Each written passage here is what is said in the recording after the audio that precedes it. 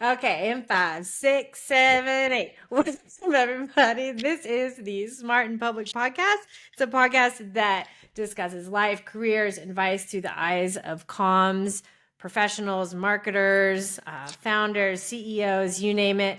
We've got a lovely guest on today with us. Hello, Jess Aptman. How are you doing? Doing great. Thanks for having me. Yeah, we're so excited to have you on. For anyone that doesn't know Jess, before I kind of go into what her like LinkedIn description of her job would be, I just want to say that Jess and I are long lost friends. That we've known each other since my very first in-house role. So I was at Jawbone and she was at Outcast. And it was And the very Katie first was a time. great client. You were a great client. She's just saying that. I feel like we had a lot of fun together and got to do the Jambox launch and all that fun stuff. So it's great to have it come full circle and get to have a chat today. But for anyone that doesn't know Jess, she is the Chief Communications Officer at ZocDoc. And maybe just like, let's just start with how you landed there. Kind of what, other than like what I just kind of spoiled for everyone anyway. Yeah, so to go back to maybe my start of my baby comms career, I was in the agency world doing a lot of luxury lifestyle and hospitality brands, Ely Cafe, the James Beard Awards, reopening the Fontainebleau Hotel. It was so much fun, but tech was starting to really have a moment, and I was drawn to it like many of us in the early, late aughts, early teens. Oh my gosh, I'm old. And Outcast was growing its New York office and its consumer tech practice, and they reached out, and I decided to join and give it a shot. And Jambox, I was carrying those cute little speakers all around New York City to desk sides to try to get them the gift guides. And I was working on the Amazon Kindle business and TurboTax and Zynga and Wealthfront, which we had rebranded from Kaching. Um, and ZocDoc was one of my clients. And the more I worked on the business, the more I thought they were really onto something. And the more I spent my free hours thinking about ZocDoc, and I got the opportunity to join full time back in 2012. And I want to dig into that a little bit of like you thought they were really onto something because I think that that has hooked us into one of the main things that we want to talk about today, and that's how to make the most of a career when you've been at a company for so long. hmm So maybe talk about like what was that gut instinct or what was it that kept you at ZocDoc, and maybe tell everyone how long you've been there. Yeah, I introduced myself in a meeting to a bunch of new employees last week, and I said I've been at ZocDoc for 13 years, which is true. And then I said it's about half my life, which isn't true. And everybody laughed because I'm 41, and I thought, oh, I should probably retire that joke. It didn't need that big of a laugh. But yeah, I think when I first started, it was a marketplace, it was a healthcare marketplace, and I was a patient, I was a user. I found my dentist on it, I booked. It was so magical, it was so seamless. Being a patient sucks. Healthcare is Mm, so hard. There's so much insanity and complexity, and it felt like just magic. And the more I've worked on it, the more I am just convinced ZocDoc needs to exist, and it's solving a real problem in people's lives. And it's a really interesting space. It's a really interesting business. Marketplaces are really hard. Healthcare is really hard. Healthcare mm, marketplaces are like next level triple backflip hard. And so it's a combination of having a great mission that does something good in people's lives, although I try to not be too like, oh, we're saving lives, but sometimes we are. Having a really good business underneath it and really hard problems to solve. what did what did it feel like learning all of the new terminology? So like you're going from, consumer to technology to like kind of fun consumer technology and then into this highly regulated healthcare marketplace hmm space. Like hmm what was the ramp like? Yeah, it was steep, but I think a big part of our job as comms people, and certainly when you come out of the agency world, is to learn fast about a whole bunch of different things. And so if you're curious enough and you're not ashamed to Google things in the middle of a meeting and you're not ashamed to ask dumb questions, you can learn a lot faster. But healthcare it makes no sense, even to people who understand it. So many acronyms, so much jargon.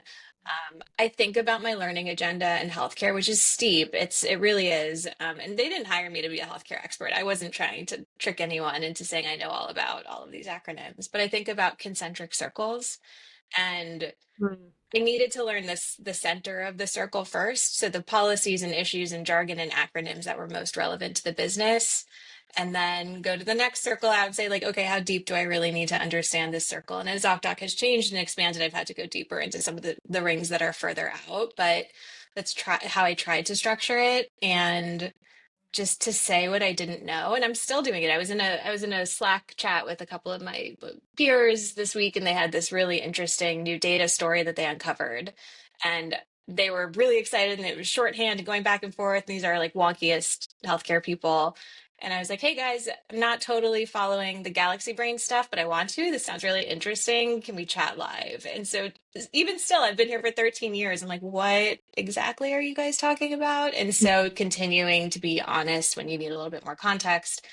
And there's so many ways now with ChatGPT. My gosh, I wish I had this 13 years ago to Yes. shortcut it. But there's no excuse to like not be able to learn something if you're curious enough and self-motivated enough. And so when you started, Jess, what did the role look like then? You know, they obviously was that kind of their first in-house comms hire. What was the kind of layout at 13 years ago? Yeah, the wonderful, talented Allison Brayley was here, and she hired me from Outcast. So I wasn't the lone comms person. I had Allison, and I was just PR. PR, tell the world that ZocDoc exists. My gosh, did you know you could find a doctor and book one online? Mind exploding. There's an app. Can you believe it? So that was my job at first. And really, we were expanding across the country. So launching new cities and thinking about how to light up new markets. You've got this chicken egg problem in marketplaces. When you think about healthcare marketplaces, you're matching patients and doctors in the zip code because people don't want to travel very far for care, in a Yeah. specialty, and with an insurance plan. So how do you have the right supply density to launch a new market? How do you bring that to the press? What's your go-to-market strategy? So that was my first really like 2 years at ZocDoc, just focused on evangelizing the ability to book a doctor's appointment online and bringing ZocDoc to more cities across the country. And was part of it, or maybe it still is today, that you've got kind of a dual audience that you need to reach, you know, the doctors, but you also need to reach consumers who are kind of Mhm. arguably quite a different education level around some of this stuff. Yep. Two-sided marketplaces. You've got the supply side and the demand side. Hyper-local marketplaces, they need to work somewhat in lockstep, and you have a chicken and egg problem. But yeah, you always have to be clocking. What are you saying? Because audiences, as we know, don't exist in vacuums. Like patients don't just read consumers, and doctors don't just read trade press. So how do you show up consistently and be a brand that really can engage both audiences, but have their own messages and value propositions and narratives?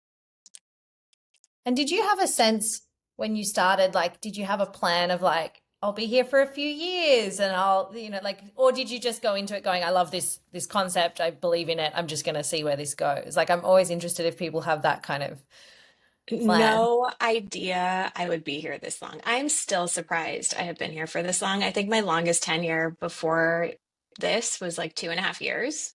Yeah. And I got to the 2.5 year mark at ZocDoc, and things were hard. Things were not going well. Allison had moved to San Francisco. I had kind of gotten up the gall to march myself into our CEO's office and say, hey, I'm ready to take over the team and lead the team. I, I said to him the other day, did that sound like more of a question than a statement? Because I tried to make it sound like a statement, but it felt like a question to me. And God bless him, he took a chance on me. But the company was not doing well. And I was at that 2.5 year kind of itchy mark. And I remember thinking to myself, what happens if you stay somewhere past 2.5 years? Yeah. Um, and so I did. And I decided to really lean in and go into this chapter of uh, turning the company around, which was a very long chapter and really hard and rewarding chapter. But no, I had no idea I'd be here for this long. And it's an anomaly, I know, in the market. It's not an anomaly at ZocDoc, which is something I think is important to Interesting. point out. Yeah. So we have a Yeah. monthly all hands, and every month we celebrate people's anniversaries at the all hands. Every month there are many people celebrating 5 year anniversaries, 10 year, 15 year anniversaries. We've got a long tenured crew, and we're adding great new people, but it's not that strange within ZocDoc to stay this long, which is really unique. It's also a generational, like it didn't used to be strange either. Right. The Yeah. gold And watch, like, right? Yeah. yeah, and like I even think growing up that was kind of my mindset was like you commit and you stay as long as it makes sense or until they, you know, and I think that has really shifted. But I mean, I also had a long tenure at Salesforce. So did Katie Boysen. And like I feel like it really depends on the company too. And I was kind of talking about this with Boysen the other day about like if that company is continually giving you growth and opportunity and the company is changing, then it often doesn't feel like it's that long, because you're like, well, yeah, last year I was doing this and now I've got, India Totally. in my remit and I'm going to India and I'm learning about the Indian market and like, yeah, I just think it really depends on the company. But what would you say to like young people who are worried about staying in a job? Mm. The advice I give to people about career choices in general is every job is a series of check boxes. And it's hard to check all the boxes in any one job. Not impossible, but hard. Long list of check boxes: compensation, title, work-life balance. You care about the company, you like the people you work with, you have people investing in your growth, you're getting to take on new challenges. You don't want new challenges, you want stability, you want to clock in and clock out. And those answers can totally change based on where you are in your life and what you've done in your career. And so, my advice usually is get clear on which boxes you're trying to check with your next career move or with your current career opportunity, and then that will tell you the answer. And sometimes you're lucky enough that you can keep checking different boxes at the same company. And sometimes you're saying, hey, no, I need to really take a leap to go check some different boxes or mix things up. So it's a personal decision. I don't think there are right or wrong answers, but knowing what you're optimizing for every opportunity, I think is the most important thing. I think it's a mix of like what Duffy is kind of talking about, what you're talking about, where it's like there's the opportunities that you want to create for yourself and like, thinking about the check boxes, but then there's also the high growth companies that are create like just out of necessity. If you can put your hand up, and I know it's like at risk of overloading yourself or whatever, but it's the same reason why I got to do keynotes. It's the same Mhm. reason why, like I got to jump around and do a bunch of things within the organization in Sydney at Salesforce. Like, I just think that you have to also be wanting to find new opportunities rather than just waiting for them to come to you too. So you have to really understand the business and the structure and where your opportunities could potentially be. And then Mhm. from there, putting your hand up and then shifting and finding those opportunities that way. Yeah, and trusting that you can take on something new or something different. There's always a risk in stopping what you're doing and trying something new. And I think if you can take a risk within your company where there's a place you already are known and trusted and have a track record, that's a great running jump to take a risk versus starting brand new. You have no track record, no one knows who you are, you're a new hire. And so, can you get a new job within your company is always an interesting way to think about the next career opportunity, too. You're talking about with ZocDoc as well, like having that hard time and you Hmm. persevering through that. I think anyone that's been in a company long enough has had that moment of, and I remember with Jane at Salesforce, when I was starting to get a little bit restless and I was talking to her about, how she's been there for so long. And she was like, well, you realize that there's like 3 and 6 month waves, right? Like about every 3 and 6 months, something feels like a slog, and you're like, what am I doing? And then all of a sudden, like 2 weeks later, you snap out of it, and you're like, something has breathed new life into whatever your job is, And she's like, if you can just remember that there's these cycles, that and so I'm just wondering what what is it for you from that mental state? Like what's keeping you around, and do you feel that wave experience? And just keen to hear your thoughts on that. Um, I think the turnaround was more than a 3 to 6 month wave. And so that wasn't my experience. I Mm. kind of buckled up for a long, uncertain journey. And it was a pretty contrarian bet. Um, it didn't look good for us. Like the Mhm. business was upside down. We had, to make a lot of really difficult changes in the business and leadership team and the culture. And it was a moment that a lot of my friends were leaving. And you know, people I really admired and trusted, I was like, oh God, like they're out of here. And that was a very logical and rational decision for them to make. I took the counter. And I, really had to look at my conviction in the team that was staying, in the mission, in the assets that we had.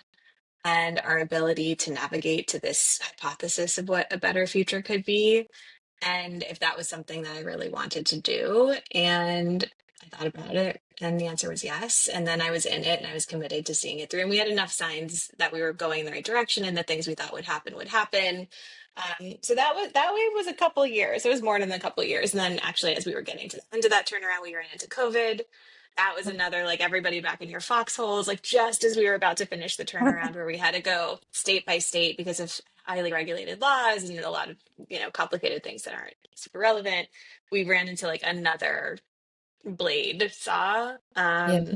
And we fought our way out of that foxhole. And then by the time we got to 2023, we had our first profitable year. And then last year was even more profitable and cash flow positive. And this year is the best year we've ever had. And so it's really gratifying now to be on the other side of the contrarian bet and watching all the things that we just took a leap of faith on start to play out. And it was hard. It was so hard. And I remember thinking, like, man, business school sounds really great. Like, I'd love to read about a case study of like a CEO transition. That sounds so nice. And you can like go to sleep that night or whatever it is. But living through it taught me so much. It taught me so much about business. It taught me so much about teams. It taught me so much about wartime and culture and getting yourself out of foxholes and trust and what I was capable of. And so it was a protracted cycle for me, but one that I know the benefit of being on the other side of it now, I'm really grateful to have gone through. Yeah, and I think for a comms person, the learning in that is just, and as you say, about all different things, learning about business, learning about all of this stuff. But I think, if you can be part of that in a way that you can see that you can get to the other side, I think the learning that you can do through that, you'll be, I would imagine, a much more resilient leader at the other side. Oh, completely, completely. What does internal comms look like after a company comes on the other side? This is such a great question for the moment we're in right now, because it is something that's been really on my mind this year. And we built ZocDoc's entire culture for survival for a long period. And that meant protect every penny, take very little risks, stick the landing on the core stuff, anything that's not necessary, like over the side of the boat, just make the business survive. And that was the correct posture for wartime and for the turnaround that we were in. And as we got to profitability in 2023, we were like, okay, we think it's working. And 24 was a good year. 25 is looking great. Our CEO and our leadership team talked about the need for a really intentional mindset shift.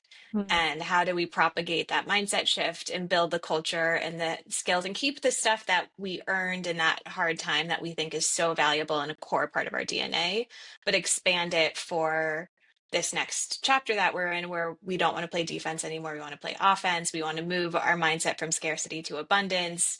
We want to worry more about missing opportunities than wasting resources. And so it was our 18th birthday this September, ZocDoc's 18th birthday, and we built the whole birthday around that mindset shift and using that as a really symbolic moment to signal, no, okay, we've made it. And all of us who had lived through it are like, can we say this out loud? Like, it felt like a jinx. Yeah. And that was part of the mindset shift. We were like talking to ourselves, being like, no, this is exactly what we have to shake off. Because we've earned it, we've gotten here, and we have to play a different game now. And so in many ways, internal comms, we were early to it, and it got us through the turnaround. We were constantly communicating. It was all about candor and credibility and showing people the problem and the progress we were making. And it still is. Like, we're a very transparent org. We are clear-eyed about our failings. We want to embrace our learnings and opportunities. But it's the level of ambition, the bar we're setting for ourselves, and the like belief that and the preparing to win instead of minimizing losses is really the thing that we're trying to propagate. And so we're thinking a lot about how do we repeat that? How do we bring stories to the fore that celebrate that? How do we share stories in ourselves when we're recognizing that we were doing it and say, hey, I caught myself doing this thing. And I just want to say that out loud. So it's an example of even me. I'm stuck in this like very protective place that was a key part of our survival that we don't need anymore. And in fact, is holding us back. That is because you also want to keep like the resilience and the grit and the things that Totally. yeah. So it's like this fine balance of, and it's almost to your analogy, it's like you've gone into peacetime now, and peacetime's very Mm-hmm. different. And so, Mm-hmm. just getting people to take a breath and go, Mm-hmm. okay, Yeah. yeah, wow, I that's use really, this analogy of like, those like invisible fences that, well, I live in Brooklyn, so I don't have a yard, but I think people might use them to keep their pets in a yard. And sometimes I feel myself wandering around my lawn, but the fence is off. It's just like I have to walk across the street. And so we're just trying to remind everyone there's no fence anymore. Like, well, used to go. getting zapped on the, Yeah. Yeah, yeah, exactly. yeah. Exactly. And so trying to share with my team and when I'm catching myself doing it as well. Just thinking about kind of the ups and downs, I just want to ask you one question more about the longevity that you've had in your tenure at ZocDoc as well. Because this is one Duffy and I also talked about that I don't want us to forget is, what do people assume about Mm. you staying that long at a company? And Mm-hmm. what do you think they get wrong? And I'll kind of set a little bit of context. I feel like, one, PR people tend to jump around. Like, we are 2 years, like you talked about. But there's also this stigma now around staying at a company too long and being stale and complacent. Mm-hmm. Mm. So how do you think about that? And is there anything Yeah. else that you're hearing? I would love to hear the answers to this question because I can only assume what people assume about me because no one's going to be like, Jess, what's wrong with her? But I know there are assumptions. I think it'd be really easy, especially if you don't know me, to presume that I've stayed because I'm lazy or it's comfortable or it's just inertia or it hasn't been intentional or I'm worried I can't get a different job. Um, and none of those things could be further from the truth. I've stayed because it's been really hard and really challenging and really rewarding. And it has been a series of continuing to intentionally opt in for each kind of, there have been off ramps at multiple points, very clear off ramps. And when I think about taking the off ramp, I choose to stay on. But it is unusual. And I think it is, again, a contrarian bet that I'm making on myself and I've made on ZocDoc. And I think, with time and being on the other side of the turnaround, I feel more and more um, pleased that I've made. I don't know. What do you think people assume? Listen, when I think of what people might assume, I think of what I would think of my parents being in the same job for 40 years, of like, maybe they don't enjoy it. They're just grinding to get Mm-hmm. through, like it's a job rather than like a passion, you Mm-hmm. know? I Mm-hmm. don't necessarily think that way because I was at Salesforce for almost 10 years, but um, I think that's what my initial assumption would be, Yeah.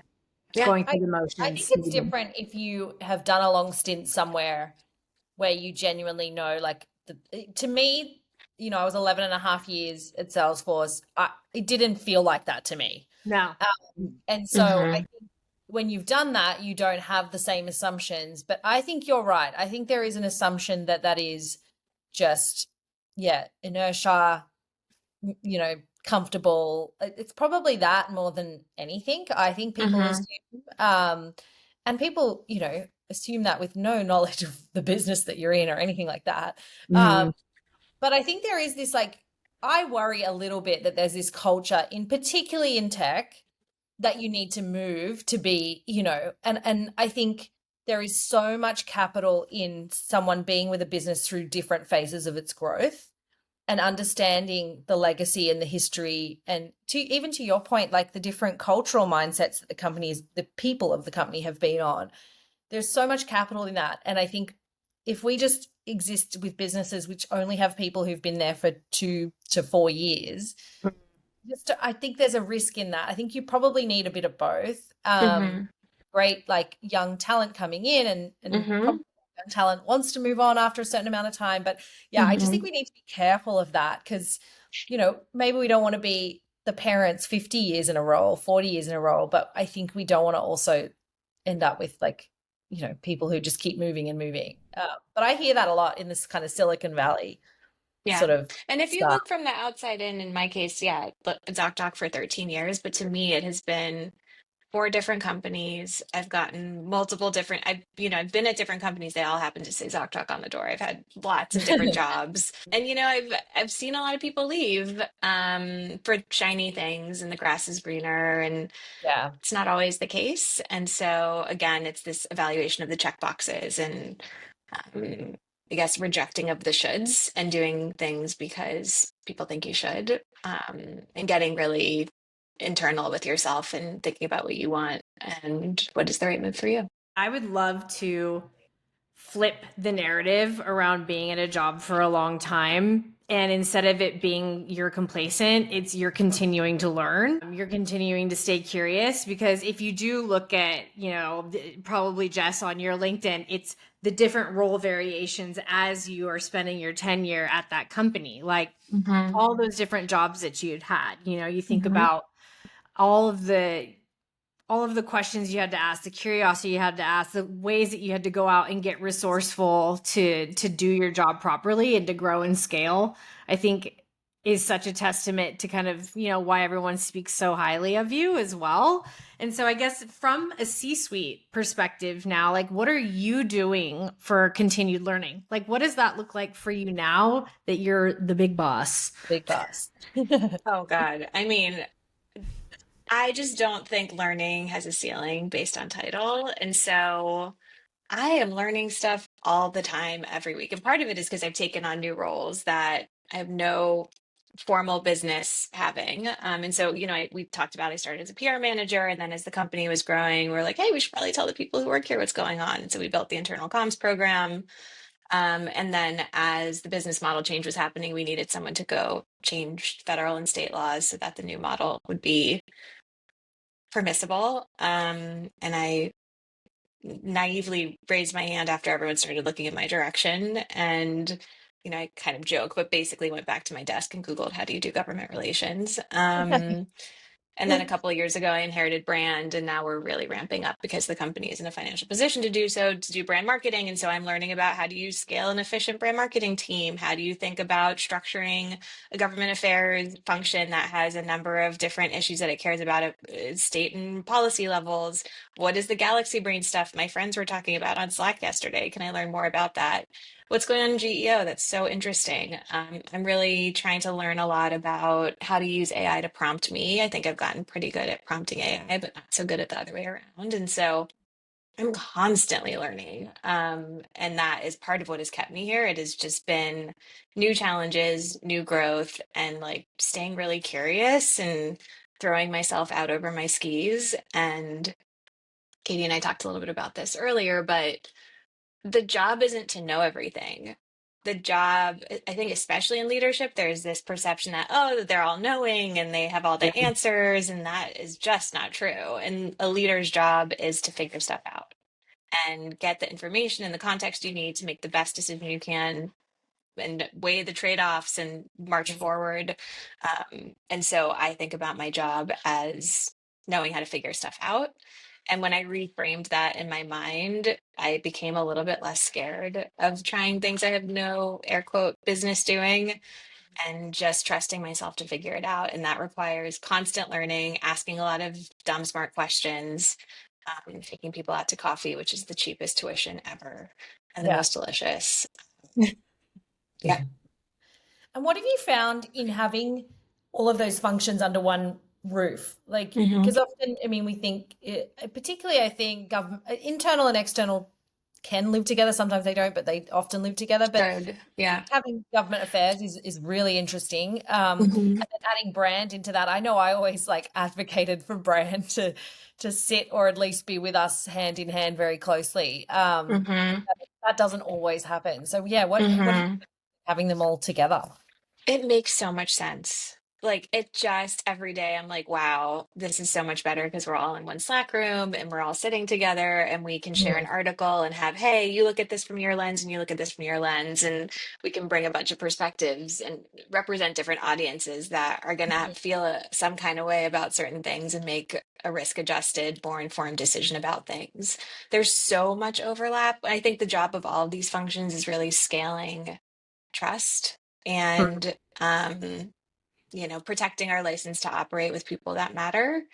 And when we can put all the puzzle pieces together and look at it from all these different angles. Hey, should we do this data play? And do we have a comment on that? And does it behoove us to do this? And we could do this for providers, but how would that land with patients? And how do people in DC think about that?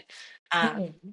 you just get so much tighter and more cohesive and faster when it sits together. And I'm not all that fussed about like reporting structure if the culture is right and you've got good interpersonal relationships with your partners and collaborators. I'm not saying they all have to like sit under one roof, but I think creating a one team mentality is so helpful. And we use our weekly, I call it Commsverse weekly meeting because I just don't have a better name for it. Like, I'm not sure what our department is. We don't really think about it that way. It's like a cinematic universe. To update what I do in that meeting is I give people context on what's happening in the business that they might not know about. Like, hey, how are we doing against our plan or our target? Here's some things that may be relevant for your planning purposes or your narratives or your work. Um, and then we do asks and updates. We do like, hey, here's what's happening in my world that you should probably think about from an internal comms perspective, or hey, we have an all hands, we might get a question about this policy thing. What's our position in DC? And so we use it really to be this like hub and spoke dot connection machine that I love context. I just like think context is oxygen for the type of work we do. Yeah. It just gives each other the full view of what we need to do to make better, smarter, faster decisions. One of my clients says to me, I'm death by why. I'm like, but Yeah, why? It's like a child. I love it. What do you think with this range and like the umbrella that we're getting as comms teams now and comms leaders? What do you Mhm. think that's signaling about the future of the communications role and or the profession in general?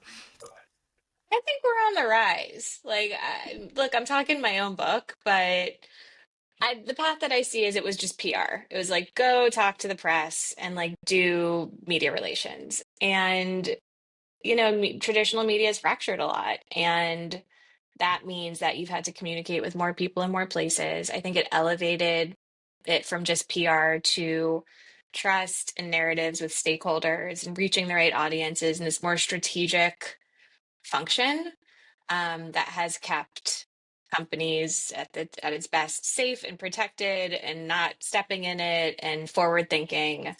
And so I think increasingly the companies that get it are elevating comms to the strategic function that it deserves to be, um, and seeing that it's a force multiplier across so many things the business cares about. Yep. I also think it's encouraging to see like Anthropic hiring so many comms people, right? I Like that's a know. signal of the power of like the messaging. OpenAI too. Yeah. Yeah. We're all Hmm. we're all realizing they need us. Yeah, and the job is not writing. It's thinking and Yeah. translating and judgment and influencing and storytelling and reading the room right and reading the moment right. And that is not easily outsourceable. Yeah. Yeah, we talked about this on an episode the other week that, about this kind of fear of AI and that AI is going to, and comms people are going to be replaced. And particularly we were talking in the context of younger people coming into Mhm. the profession. But I was like, gosh, if that's the bit that people think is my most valuable bit, then I'm in trouble. Like if they think my press release writing is the bit that is like what I'm adding value for, then I'm not doing my job right. So I think, yeah, just reminding ourselves of actually what our core skill set is. And I think it's all of those Mhm. talked about. It's Mhm. relationship. It's, yeah, reading the room. It's being able to kind of see beyond the individual silos of the business. It's all of that stuff, which is intangible, which is why it can be quite hard, I think, for comms people to articulate the value because some of it is intangible and it's just we have this skill set, I think, inherently in who we are as people and why we gravitate towards this profession. That's true. But I think the person who asked you about the press release writing probably hasn't really deeply worked with a good comms person yet. Like you can see the transformation Yeah. Yeah. when you really are able to get in there and ask the right questions and help shape a narrative or reframe a problem or turn a decision from right to risky or the other way around. Yeah. And after that, no one's asking you about press releases anymore. And Agree. that's a Yeah. tough thing to do one by one, but I think when you experience the magic, then you get Yeah. it. They're When you sold. when you experience the magic, I feel like comms people transcend from like being a comms person to like a business therapist. Like you find that with executives that the light clicks on, all of a sudden comms is getting pulled into meetings where you're like, I don't need to be here, but you're almost like That's the almost like goal. Yeah. a safety Yeah. blanket, or they get it, and Yeah. it's that level of then the business therapist kind of angle. I just feel like you just become a part of the way that they process everything. Yeah, that's the goal, to be telling people, no, you're good. I don't need to be in this one, versus elbowing your way into things. Yeah, So totally. just, oh, you go, Katie. I was just gonna say, uh, I think that comms people are getting better at talking about what we do for that very reason, though, right now across the industry. Like you're seeing more and more people, yourself included, Jess, like talking on LinkedIn, doing more thought leadership, sharing kind of where we show up and how you can use us and what we are and what we aren't. So I think that that's a positive signal, as well as we're starting to kind of come out from behind the curtain and stand up for ourselves a little bit, I'd say. Yeah, it feels like, the magician who's revealing its tricks. And we were taught to, like, don't reveal the stagecraft, and the job was to be behind the scenes and pulling the strings. And I've told the story about this, like, saying I heard a long time ago about great comms people are like cat burglars. You'll never know they were there. And I repeated that for many years proudly. And Yeah. I was just more gonna say I hate recently, yeah, more recently, I'm like, well, that's not right. And like, well, no, comms We are, felt like yes, prided yes, ourselves on not being noticeable. Yeah. Like yes. that is Yeah. genuinely The a job was cultural. Yeah. invisibility and letting Yeah. other people look good and leaving no trace. And that sells the whole function short. And my gosh, comms people are some of the, like, best business leaders, sharpest thinkers, so influential. And Yeah. I love the trend. And the first time I heard your podcast, I'm like, oh, they're talking about comm stuff in the open. And We were even joke, scared too. Like, you yeah, don't have any, like, we were so afraid that Like, first what will we be episode. able We to talk about? Because like we yeah. won't be able to say, like, we were so anxious. Yeah. And there's a whole, like, are we allowed to do this? Like, do I Yeah. need to get anyone to Yeah. coming on? I'm Who do like, we who do I ask? ask for approval? Does anyone need to look at my LinkedIn posts? I'm like, no, we are the approvers. We are the Yeah. approvers. Yeah. Yeah. That, like, who do we need to ask? Like, neither of us were working at the time. And I was like, and I still had that feeling, and I should check this with someone. Like, I should validate. And it's like, Yeah. hang on a minute, you have autonomy. So I think, yeah, we've got to train that out of ourselves. But I think that is changing. I see that changing a lot. But even in the beginning, getting people onto the podcast was. Yeah, it's been tricky. I just think that if we don't tell this story, someone's going to tell it for us, or we're going to accidentally make our profession redundant. Like, people are going to think they don't need us, and they're going to chat GPT their shit, and we're eventually going to die as an industry. No, we have to show the stagecraft. And, like, Yeah. I told Boyson this when she reached out about being on the show. I was like, oh God, I'm going to throw my laptop out the window and run away. Like, it is uncomfortable and it's weird. And I do feel like I need to ask for approval maybe, but I've just self-approved it. And I wrote back yes before I could, like, talk myself out of it. And I really love hearing what other comms people have to say, and I learn so much when I do. And I'm so inspired by the people who are writing and talking and thinking in public. And so, here I am.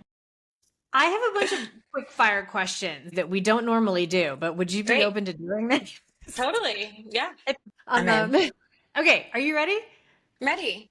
Jess, what's one book, podcast, or person that's shaped how you lead? Two people come to mind. I love Molly Graham.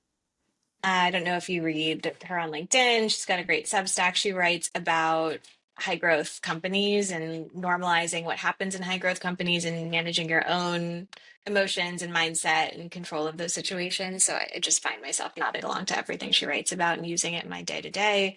And then I really loved the book, The Hard Thing About Hard Things by Ben Horowitz, which you're seeing a theme. High growth, managing yourself and the environment around you, and it's just so normalizing, because when you're in the eye of the hurricane, you're like, oh my God. And then someone talks a similar language, you're like, okay, all right, this is part of it. This is part of it. So I'd say those two, and then lots of people within ZocDoc, definitely, that other people don't have access to as easily. That's a great book. All right, Mm-hmm. ready? Next one.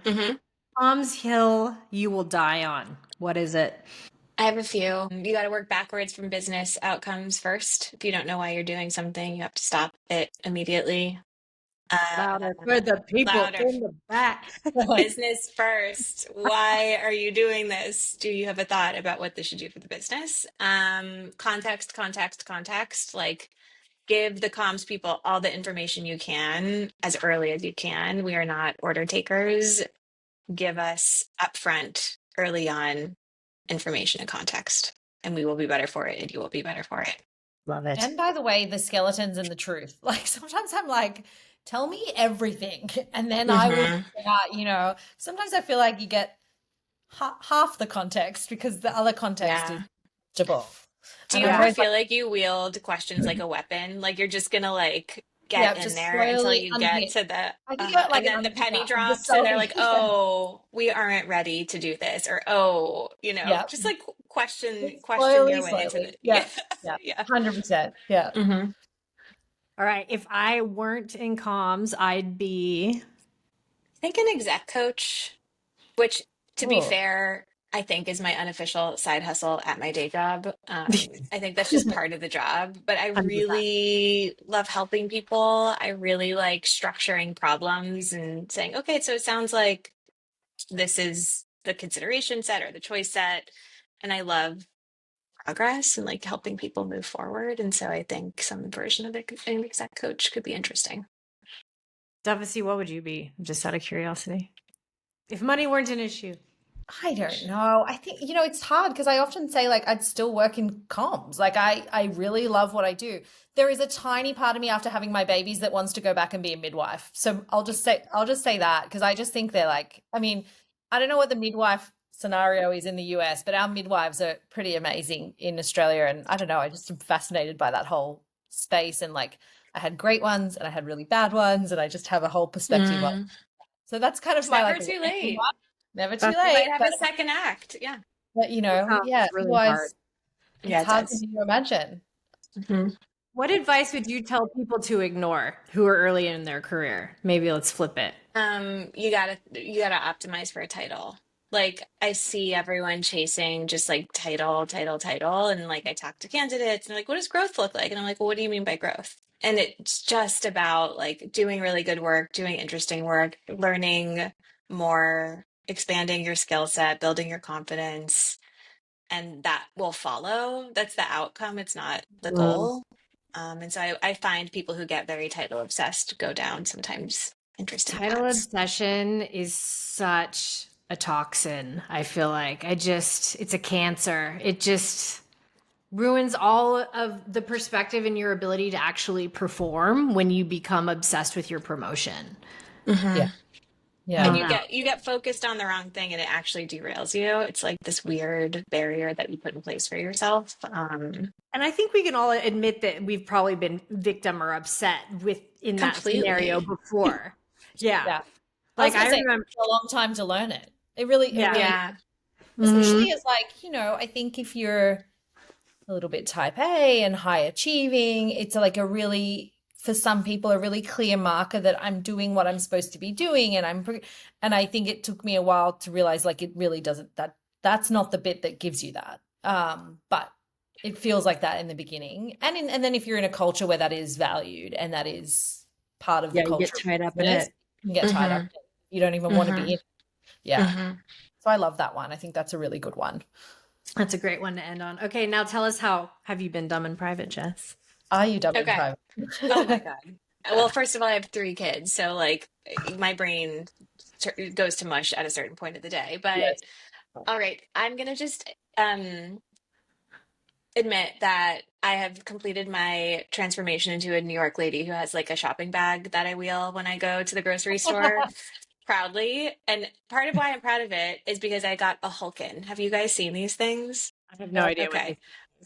Hulkin team, if you're listening, I am available No, I'm as like, an this is a plug. I have sold on the streets of Brooklyn no fewer than 50 of these things because I love it so much. It is like a wheelie bag. It's semi-stylish. I have, three children. They eat a lot of food. I love going to Trader Joe's. It's like my happy place. I will wheel this giant Hulkin bag of food home from Trader Joe's every week in the morning. Um, Anyway, I ran into a neighbor on my way home from Trader Joe's a couple weeks ago. We were chatting on the corner of my street, and I was like, "All right, see you later." And I went home and I left the bag on the corner, with all their like mini cones in it. And I got home and I started chipping away at work, and I went down to like get a snack, and I'm like, "Oh my God, the bag!" And so I ran back to the corner, and God bless my little corner of Brooklyn, it was still there. Still Ice That's there. cream, magic. yeah, it was still there. My Hulkin was still there. But yeah, My that was husband's not like, my I'm not taking this wheelie back. yeah, it's a giant bag. It was like a whole family haul from Trader Joe's, but still there. I'm trying to visualize what this Yeah, thing I looks can't like. wait to Google. I'm literally itching to Google. Mm-hmm. Is it like a rolly backpack that the nerdy kids would wear to school? No, it is not. It is, how do I explain this? It comes in multiple colors. It can be shiny electric blue. It can be silver. It can be hot pink. Mine is black patenty looking. It has four wheels and it's like a giant square on top of the four wheels with a handle. And people will stop me on the I'm street and be like, "Hey, Googling. do you like that Yeah. bag?" And I'll be like, "Give it a spin." I like make people demo it on the street. I'm like, I have no affiliation with this company, Yes, but has this is saved my this is what back. you would be doing if you weren't in comms. You would be Right. hawking like I would traveling the be sales hawking team. Hulkins. I really hope someone on the comms team at Hulkin reaches out. I love your product. They I sell it for should. free all the time. Get And I this leave it chick on a corners PR. sometimes when I am dumb well, it was dumb in public, actually, because At people least probably give you won't an buy the affiliate Hulkins. code for the ladies of Right? Brooklyn. That's what I'm saying. That's what I'm saying. Saving Oh, my back.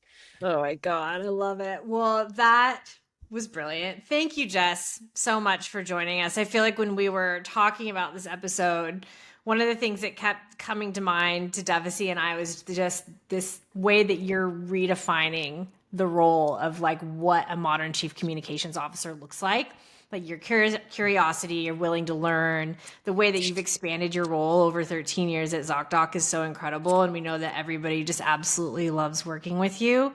And we're just so grateful to have you on the show. So thank you so much for taking the time. Thanks for giving me an opportunity to do something mildly petrifying, but great. I appreciate it.